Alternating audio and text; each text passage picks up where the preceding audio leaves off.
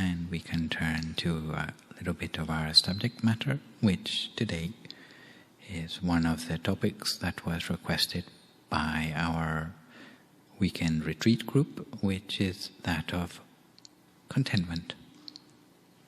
And if I were asked to guess why it was a popular subject, it's probably connected with the idea that a sense of ambition and being a go-getter is so much emphasized in nearly everything we do in society, that in order to relax and to feel happy with what you have and where you are in life, sometimes it makes people feel quite guilty, although it's quite a good way to be able to relax oneself. So the idea of contentment being a virtue sometimes comes as a surprise to people, unless they are meditators, of course. Or the opposite of contentment, wanting more and never being content with what you have and always wanting to go for the next step up. Well, this is often the sort of transactional or goal-orientated approach that we have in the busy lives that we lead. But especially in the realm of spiritual cultivation, to have contentment is actually a very important tool in our repertoire in order to access to certain of the more elusive achievements which we are looking for in a spiritual cultivation. Especially in things like meditation, sometimes the more we hanker after results, the more difficult it is to find them. The more we chase after them, the further away they seem to be. Some people have described succeeding in something like meditation is rather more like planting a fruit tree, where if you're just interested in when is it going to have some fruit for me to eat, then you will be misdirecting your energies. Because really what you need to do if you want your fruit quickly is to water the plant, give it fertilizer, take good care of your tree, and the last thing on your mind should be what will happen at the end of all that when the fruit actually come out on the branches. Actually, you put all your effort into the roots of the tree, whereas the fruits of the tree actually appear above your head. So if you're constantly looking above your head, when are the fruits going to come out? Then actually the tree will probably be in quite bad health. So sometimes the place you put your efforts and where you see the results are in two different places completely. And meditation is very much the same. Sometimes it's been compared also to learning to play a sport. Because with certain sports such as tennis, I've heard that instead of worrying about where the tennis ball is going to go when you hit it on the other side of the net, most trainers put all their effort into teaching you just how to hit the ball with the correct technique. Because you hit the ball properly, then it will go where it needs to go. And it's, again, rather similar to meditation technique, where it's not the results you should be worrying about, but you should be worrying about whether you've understood the methodology correctly, because if you get the method right, then everything else will take care of itself. So rather similar to learning a new sport in many cases. So how does contentment fit into this? Firstly, we need to love ourselves as we are in order to want to work on ourselves. If we're going to constantly beat ourselves up or judge ourselves the whole time, we won't love ourselves enough to want to put effort into improving ourselves. So contentment is actually very important as a first step to bringing ourselves closer to where we need to be in order to work with ourselves as we really are. Also, it saves us from hankering after the wrong sort of results and putting effort into things which don't actually lead to some proper outcomes.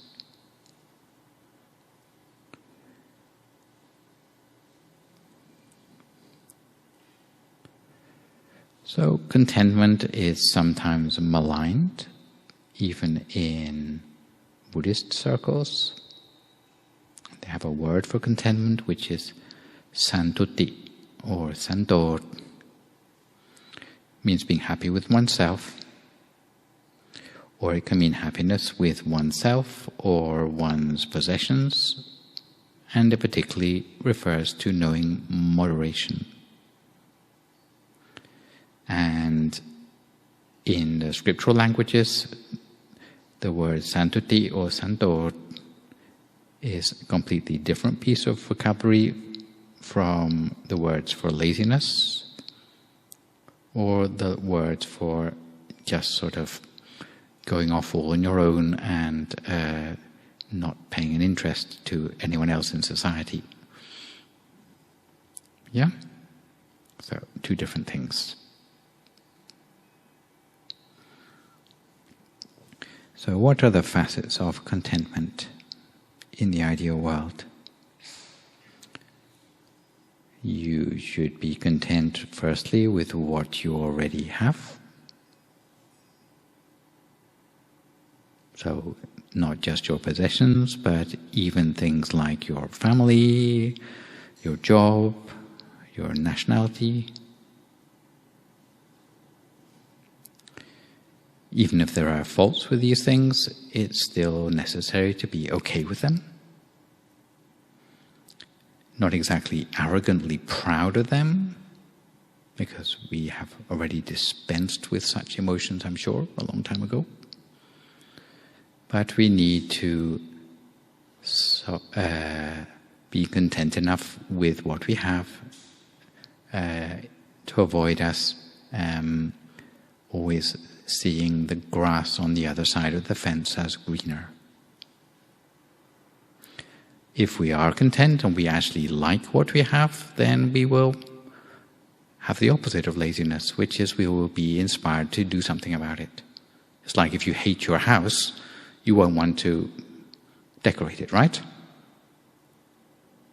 But if you're content with your house, even though it's quite a humble place, then you start to be in the mood to actually do something with it. So that is where contentment actually inspires you to action rather than making you lazy. Yeah? Not being content with having paint peeling off the walls. Understood? So it manages to channel what you have into making things better in a way.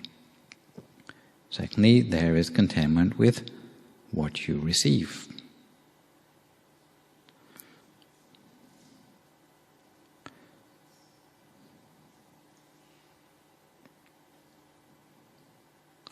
And there's contentment with what is appropriate to you,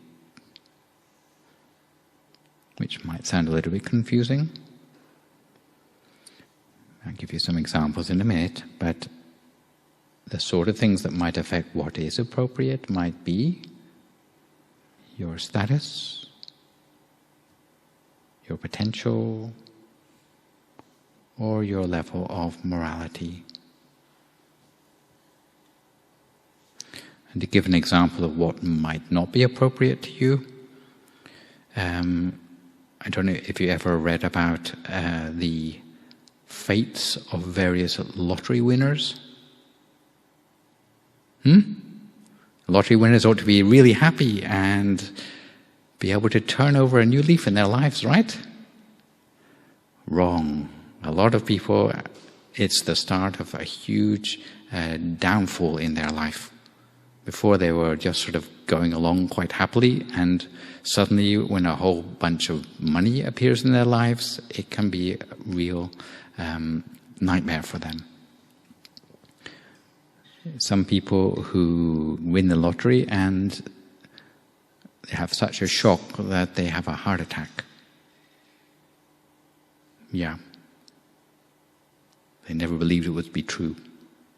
So when we're talking about appropriate, let's say it's a homeless person suddenly wins the lottery and they have a heart attack, then you have to ask yourself, well, what would have been appropriate for that person then? What would have been something that would really have helped them if it wasn't a whole load of money? Some gentle sort of help that would keep them going, perhaps, and maybe guide them gently towards a different pathway in life. There's some people, they win the lottery and suddenly they find out about hundreds of relatives they never knew they had. Before, no one was interested in them at all. But now they're a lucky lottery winner. Everyone wants a piece of it. And it's a nightmare for them. So obviously the word appropriate has to be considered carefully. And sometimes if you come across some great good fortune in your life, you also need to be ready to handle it as well. So this very briefly might be what we would call appropriate in this particular case. I'll tell you a little story, I think. It's a favorite story from one of our teachers in Thailand called the Venerable Tatachiwo. And I have a picture to go with it. It's a little story of rags and riches. And it illustrates the point about being content with what comes to you.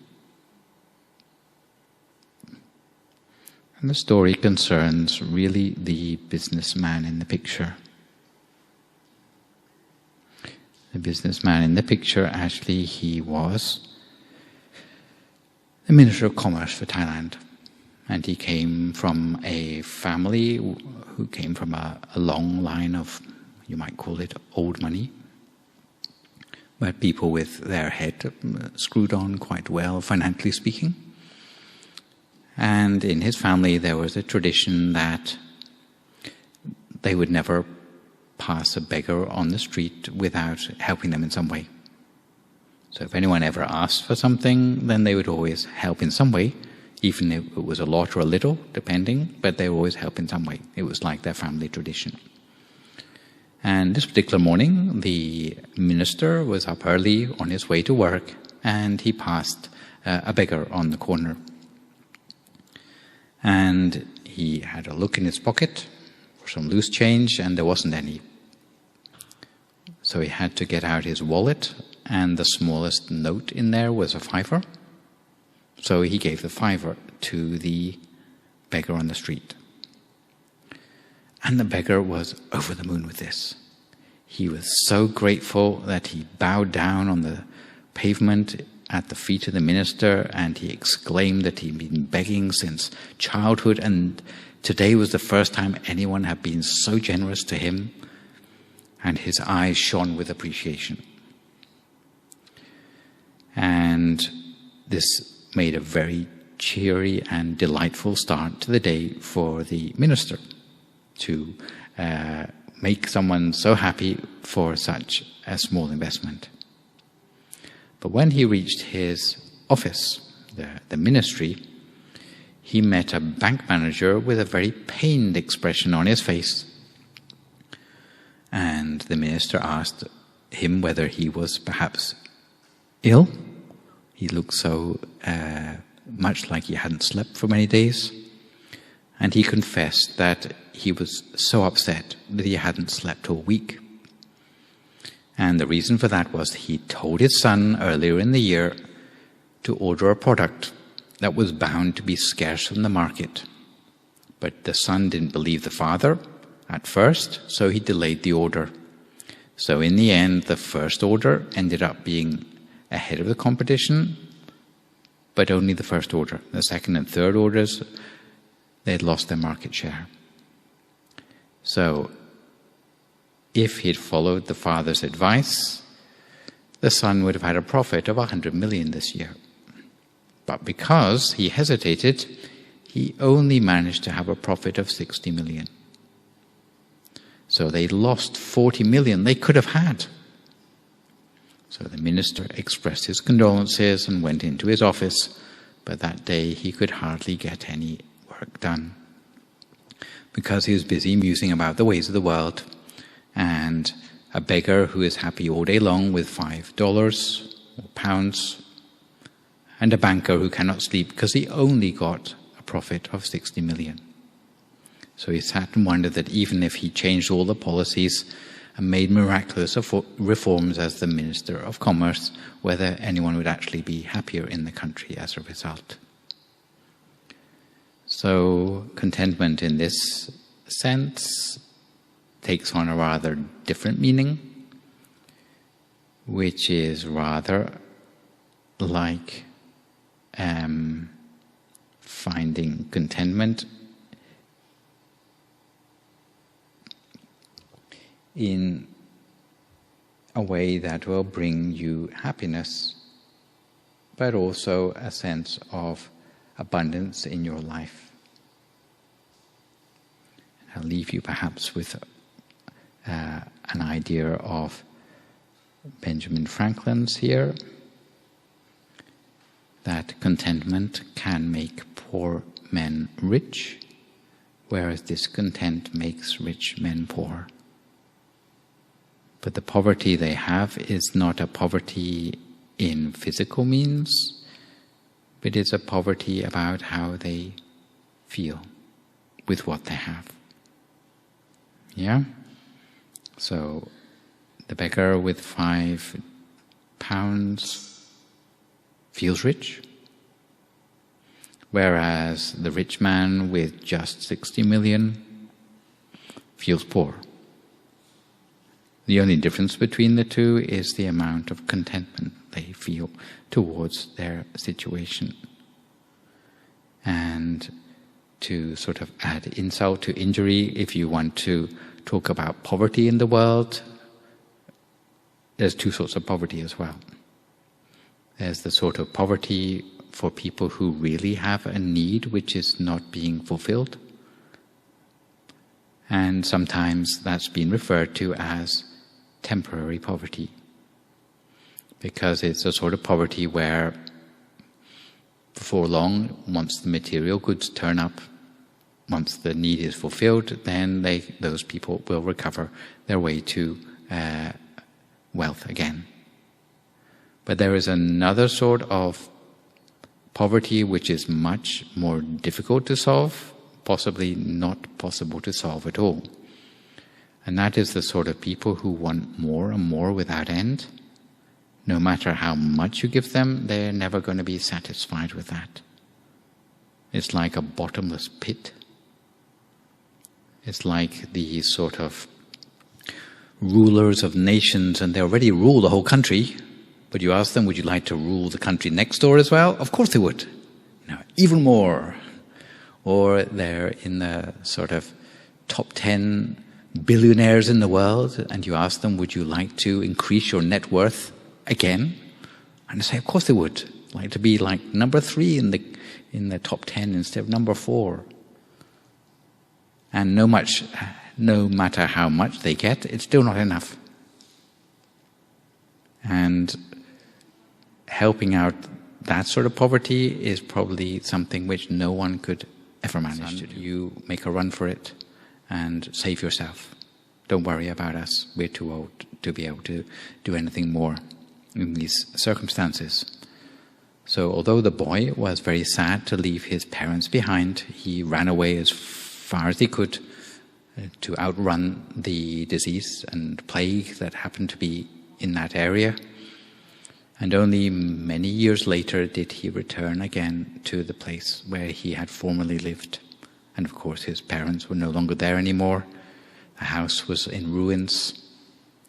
But he could see the place where the family treasure had been buried. So it was you, what would you do? Dig it up? Make yourself a wealthy person again? Just like winning the lottery. What do you reckon? In a town where no one knows you anymore, where you're just dressed in rags from having been a refugee for many years, what do you reckon? Dig it up. Remember, the topic is contentment. It's a clue, okay? He reckoned that if he suddenly availed himself of lots of gold and silver and treasure troves of various sorts, dressed as he was, complete unknown in the town, without anyone knowing where he had got the wealth from, he would have nothing to prove that he owned it. It's just his word against anyone else's. So what did he do? He decided to bide his time. And he went and signed up for a job in a local company or a wealthy household. And the job he got was to be a little bit like a security guard. And his job was to basically ring the bell to wake the family up in the morning and to go around during the day announcing the time of day for the people in the general area, so they took their cows out on time and opened their shops on time and this sort of thing. Meanwhile, he kept his treasure buried where it was. It's not the end of the story yet. Anyway, in this town, there was a special king, and the king had a sort of gift. It's like he could recognize other people who had special virtues because he had a lot of virtues himself. It's often the case that if you have certain virtues, you can recognize them in another person. If you don't have such virtues, it's very hard to appreciate the virtues in other people. But one day, as he was walking around his palace, he heard the town crier calling out the times of the day and that sort of thing, and he heard in the voice something that was that caught him by surprise. And he said, "I'm sure this town crier, he's got something much more to him than meets the eye."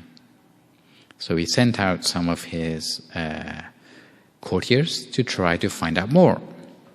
So one of the courtiers, a lady, sent out the courtier to try and spy on this guy to find out what it was that the king couldn't manage to place. And she came back and said, "Nope, nothing special there. He's just a security guard working in someone else's house. Nothing special about this guy." And the king said, "No, you haven't got to the bottom of the story here. Go and find out more about his family history." So back went the courtier and started to try to drag out of him his full story. And eventually he admitted that he hadn't always been a town crier or a security guard, but he had been a refugee for many years. But before that, he had been in one of the wealthiest families in this city. And actually, he had treasure stashed away. He was not going to tell her where it was, of course. But he said he was waiting for the right time to dig it up. And for as long as he wasn't trusted, he wasn't known to all the people in the city, then he wouldn't be able to claim what was rightfully his.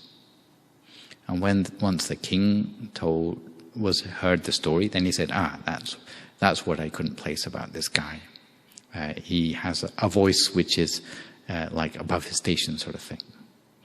And he sent a message to the man, now is the time that you should go and dig up your treasure and claim what is rightfully yours. And now with sort of royal sort of backup, he could go back to being the wealthy person that he should have been a long time ago. So with a little bit of support, knowing the right time and what is appropriate for himself, he made the right call on waiting for the time to reclaim what was his when everything was sort of in place in his life. So you can see the value of contentment. Yeah? Probably quite good advice for many lottery winners as well. So let's see what we can do with some advice on developing contentment if you don't already have it.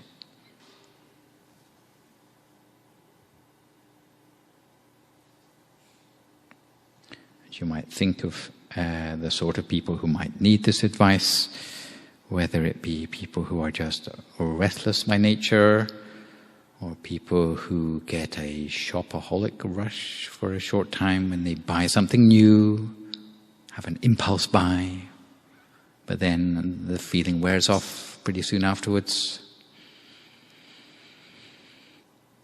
So, how can we become more content so that we are able to derive pleasure perhaps from the simple things in life? A meaningful conversation, a cup of coffee, or just a breath of fresh air. So some of the advice is firstly to explore the sort of things in you, for you personally, which trigger off feelings of discontent. So if you're unhappy or depressed, you might start to observe the sort of things that cause those feelings for you, that set off this whole chain reaction which leads you having to find contentment in ways that are not actually good for you. Otherwise you might grasp after things which would lead to frustration otherwise. Second thing is to align your goals and actions with your values.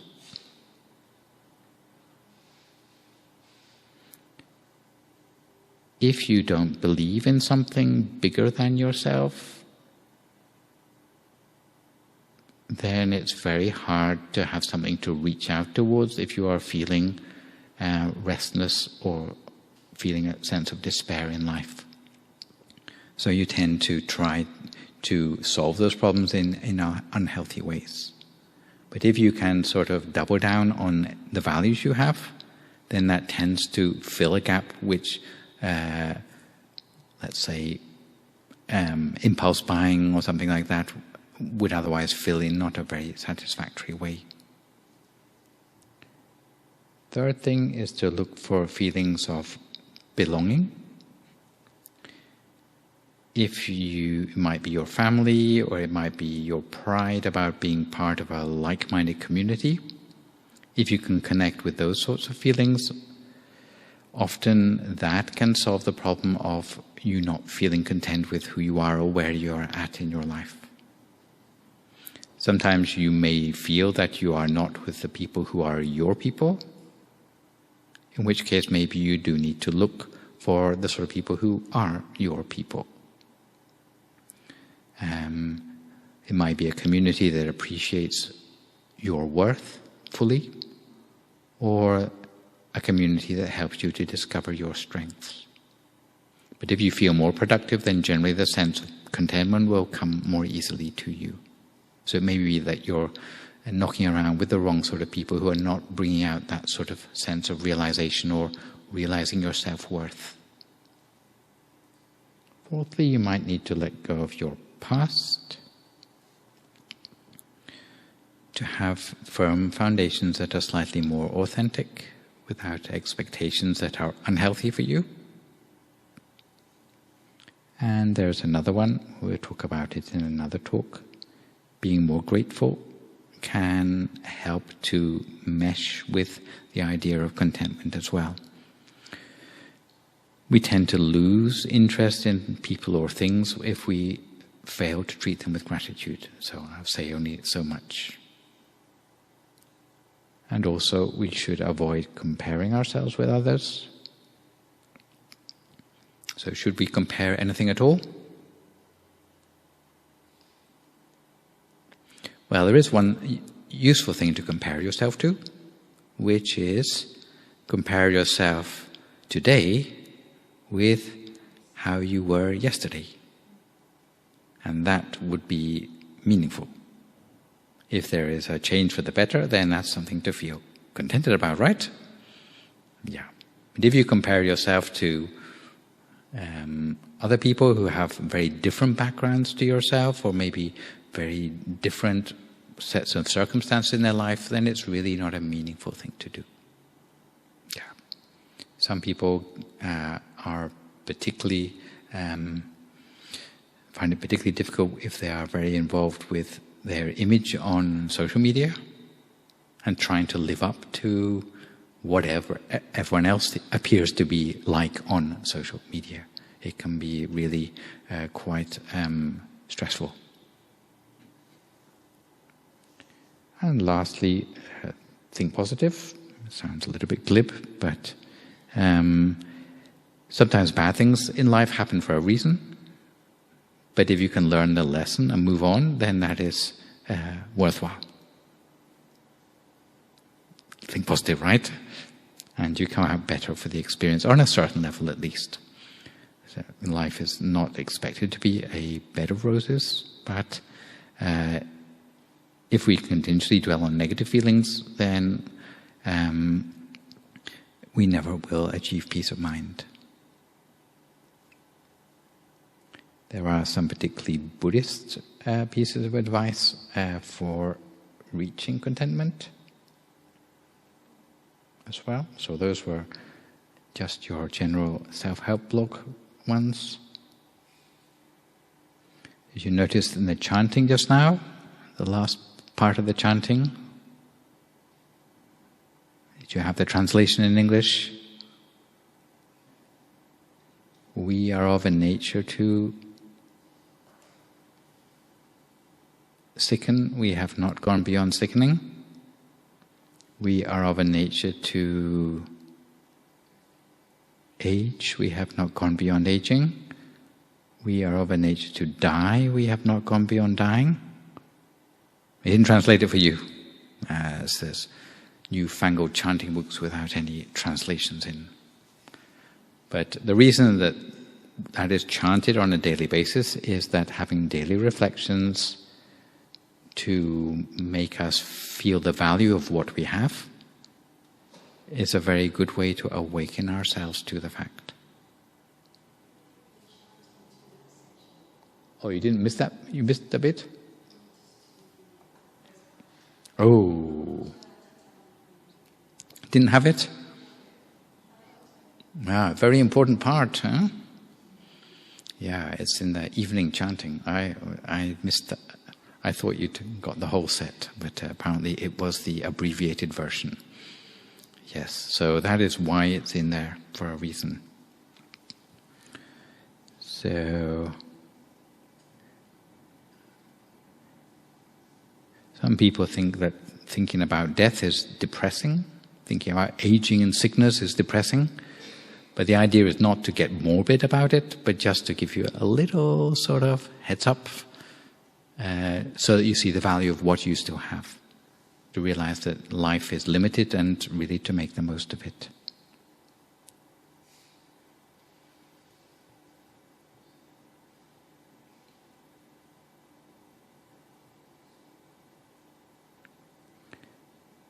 Second thing is to learn moderation and protect your health. Learning moderation is not easy, but it's said that if you start with things that are simple to judge or understand, then it will help you with the more complex ones. For example, we need to train ourselves to eat to live rather than to live to eat. Sound about the same, right? Eat in order to live, not live in order to eat. So the food you eat is to sustain yourself. Like I talked about the loathsomeness of food that the monks have to do that little meditation on before they have each meal. Not to get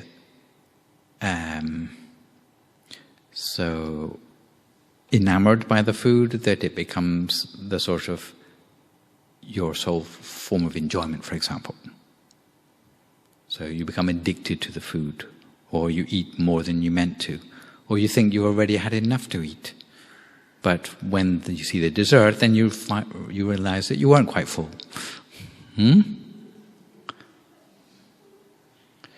How can you know when you have had enough to eat?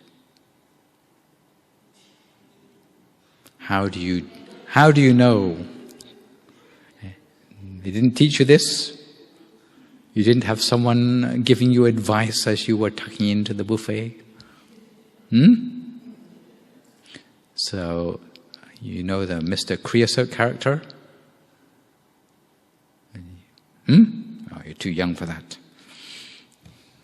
It's like keep stuffing it in until your body bursts. Is that right? Is that when you know it's enough?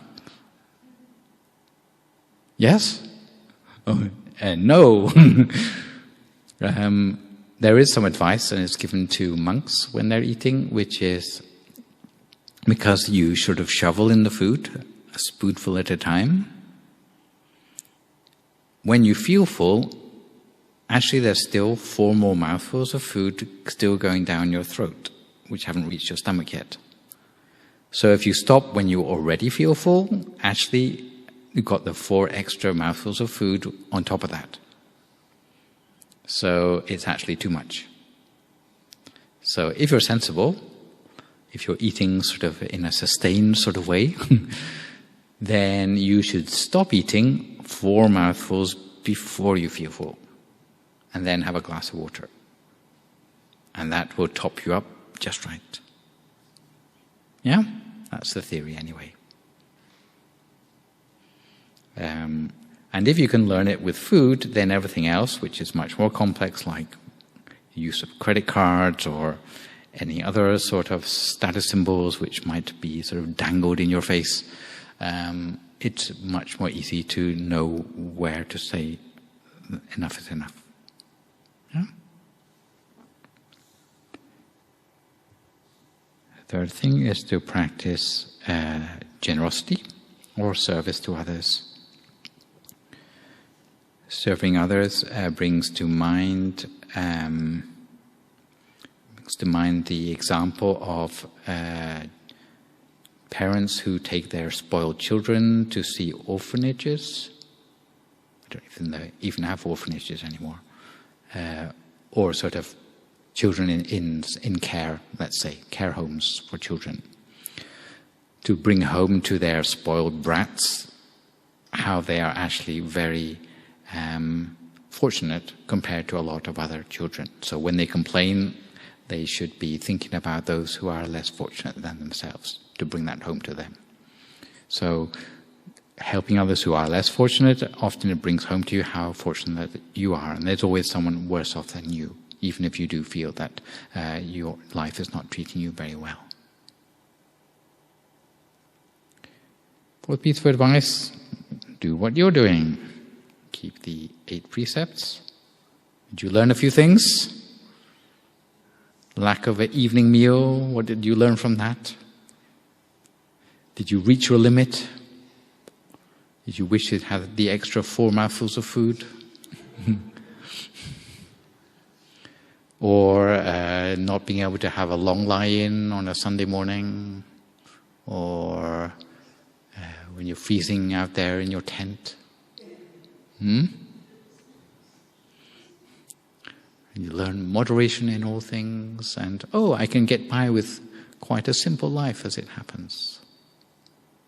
8 precepts makes you stop short and think about, become much more aware of the basics which you use in your life, and also things which may be frivolous as well. But the main thing you learn is, I can be happy even with these simple few things which I have on this weekend. And you realize that how much of the other things which you have in your life actually are not adding to your happiness, but they're just sort of maybe blocking it out in some ways, or obscuring it. And last but not least, meditating every day. Last but not least. How does meditation help? Well, it puts you in touch with a sort of contentment that comes from the inside, rather than the contentment which is dependent on the things in the outside world. once you start to appreciate that there's two sorts of happiness, happiness that is involved with things in the outside world, and the happiness that involved with the things which come from your inner world, and you realize that actually these two sorts of happiness are rather different in character, and that the inner happiness is superior. Why should I say that? Well, sometimes grasping after things in the outside world, you're always competing with someone else for it. So if you get it, someone else doesn't get it. So you actually create an enemy by getting something that someone else doesn't have. However, the inner happiness, the more you have it, the more you want to share it. And it doesn't have limits to it either. And it's sometimes described as a sort of happiness that opens you up rather than narrows you down. So a different sort of quality. But meditation helps you to see the difference between that sort of source of happiness and the external sources. And last but not least, monastic training, which in effect is what you're doing.